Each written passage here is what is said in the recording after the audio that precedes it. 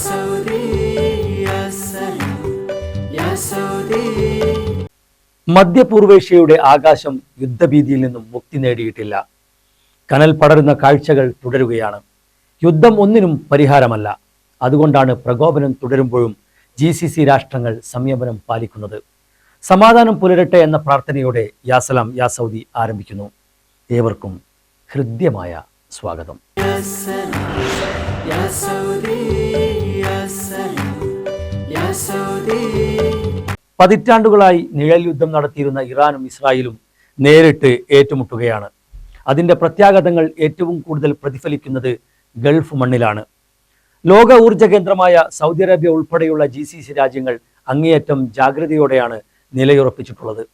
മാത്രമല്ല, ഏറ്റവും മികച്ച നയതന്ത്ര നിലപാടുകൾ സ്വീകരിച്ചാണ് ഇപ്പോഴത്തെ സാഹചര്യങ്ങളെ നേരിടുന്നത്. കഴിഞ്ഞ ദിവസങ്ങളിൽ ഇറാൻ തൊടുത്തുവിട്ട മിസൈലുകളിൽ ഭൂരിഭാഗവും ലക്ഷ്യം വെച്ചത് GCC രാജ്യങ്ങളെയാണ്. യുദ്ധം ആർക്കും ഗുണകരമല്ലെന്ന ഉറച്ച നിലപാടാണ് സൗദി അറേബ്യയ്ക്കുള്ളത്. നയതന്ത്ര ചർച്ചകളിലൂടെ സമാധാനം പുനഃസ്ഥാപിക്കാനുള്ള ശ്രമങ്ങളും നടക്കുന്നുണ്ട്. സംഘർഷം വളരുകയാണോ തളരുകയാണോ എന്ന് പ്രവചിക്കാൻ കഴിയാത്ത സാഹചര്യമാണ് നിലവിലുള്ളത്.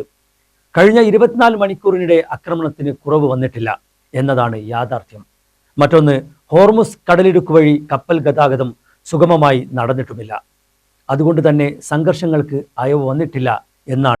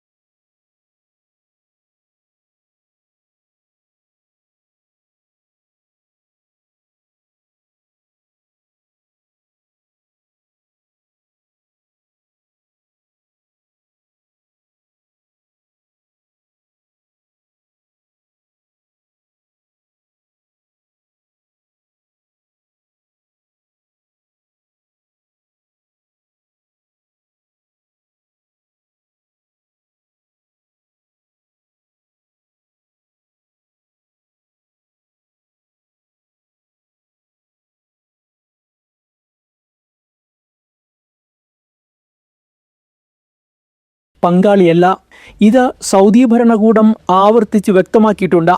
പശ്ചിമേഷ്യയിലെ സംഘർഷം സൗദി അറേബ്യ പ്രഖ്യാപിച്ച സമഗ്ര വികസന പദ്ധതിയായ വിഷൻ 2030 പിന്നോട്ടടിക്കും. അതുകൊണ്ട് തന്നെ സംഘർഷത്തിന് താൽപ്പര്യമില്ലെന്നും നയതന്ത്ര ചർച്ചകൾക്കാണ് പരിഗണന നൽകുന്നതെന്നും രാജ്യം വ്യക്തമാക്കിയിട്ടുണ്ട്.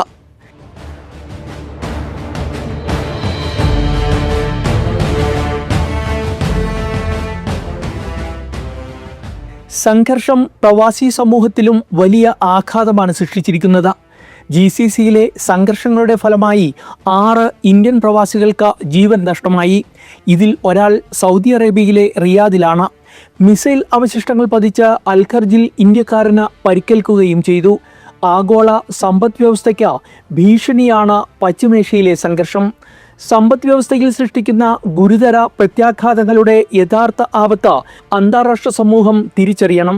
വിതരണ ശൃംഖലയിലുണ്ടായ തടസ്സങ്ങൾ കോവിഡ് കാലത്തേക്കാൾ ഭീകരമാണ്. സംഘർഷം നീണ്ടുപോയാൽ എണ്ണ ഉൾപ്പെടെയുള്ള ഉൽപ്പന്നങ്ങളുടെ ലഭ്യതയെ കാര്യമായി ബാധിക്കും.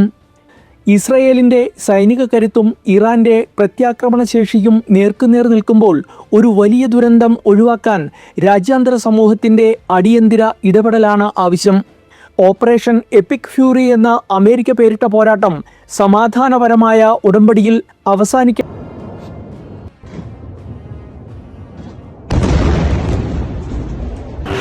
Ya Saudi, ya Salam, ya Saudi.